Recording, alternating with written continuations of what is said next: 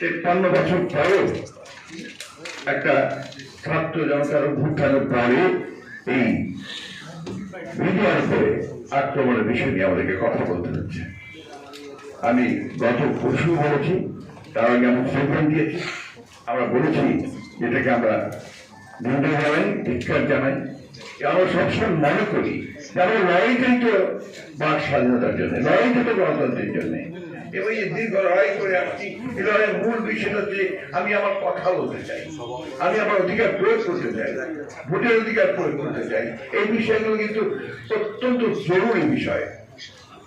কিন্তু দুর্ভাগ্য আমাদের যে আজকে কিছু মানুষ তারা জাতিকে বিভ্রান্ত করার চেষ্টা করছেন। আপনার কিছু কথা বলা হচ্ছে, যে কথাগুলো আমার কাছে মনে হয় যে পুরোপুরি নৈরাজ্যের দিকে নিয়ে যাচ্ছে, এনার্কির দিকে নিয়ে যাচ্ছে। এটা আমাদের সকলের ঐক্যবদ্ধ হয়ে আমরা এটাকে বন্ধ করা দরকার। নাহলে যে লক্ষ্য নিয়ে এই যে আমাদের ছেলেরা প্রাণ দিয়েছে, আমাদের মানুষের প্রাণ দিয়েছে, এটা সবটাই ব্যর্থ হয়ে যাবে। একই সঙ্গে আরেকটা কথা আমি একটু মনে করে নিতে চাই, যে বাংলাদেশের আমরা যারা লড়াই করেছি 1971 সালে স্বাধীনতা যুদ্ধের সময় থেকে আজ পর্যন্ত যতগুলো আন্দোলন সংগ্রাম আমরা করেছি গণতন্ত্রের জন্য, আন্দোলন করেছি আমরা দেশে একটা গণতান্ত্রিক রাষ্ট্র ব্যবস্থা নির্মাণ করার জন্য। কিন্তু মাঝে মাঝে হঠাৎ করে কিছু কাজ হয় যেটা আমরা রাজনীতিকরণের দিকে নিয়ে যায়। এটা আমাদের সকলের অত্যন্ত সচেতন ভাবে আপনার পরিহার করা দরকার। কারণ আমি যেটা সবসময় সবাই যেটা জানি, যে কোনো নির্বাচিত সরকারই হচ্ছে যে কোনো সরকারের চেয়ে ভালো, সে যেই হোক, যেই আসুক। কিন্তু আমি সেটাকে ঠিক করে দেবো, আমি সেটাকে নিয়ন্ত্রণ করব, গণতন্ত্রকে নিয়ন্ত্রণ করব, এইভাবে আমি ঠিক বিশ্বাস করতে বা ভাবতে রাজি নই।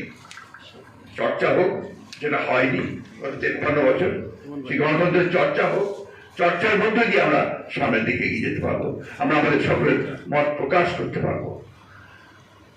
একটা নৈরাজ্য সৃষ্টি করা, একটা হটকারিতার দিকে যাওয়া, এই মুহূর্তে এই সময়ে আমার মনে হয় যে জাতির জন্য সবচেয়ে ক্ষতিকর হয়ে দাঁড়াবে।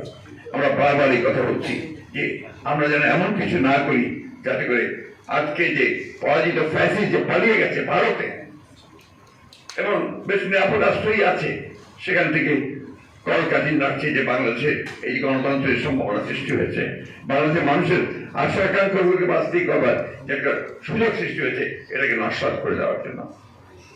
এই বিষয়গুলো আমার মনে হয় আমাদের খুব বেশি প্রয়োজন। আমরা একদম বিবৃতি দিয়েই আমরা এটার নিন্দা জানিয়েছি।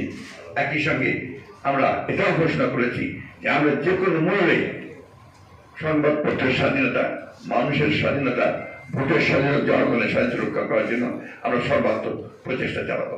আমরা আপনাদের সঙ্গে আছি এবং আমরা জনগণের সঙ্গে আছি। কি boss, vital match, tough opponent, tension? Come on bro, অপোনেন্টকে নিয়ে ভাবার সময় আছে।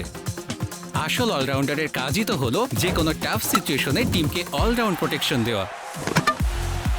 জাস্ট লাইক মাই টাইলক্স, যার অ্যান্টিব্যাকটেরিয়াল এজেন্ট টয়লেটের কোনায় কোনায় পৌঁছে 99% জীবাণু ধ্বংস করে, টয়লেটের কঠিন দাগ ও দুর্গন্ধ দূর করে টয়লেটকে রাখে ক্লিন আর সুবাসিত। টাইলক্স টয়লেট ক্লিনার, ক্লিন মানেই টাইলক্স।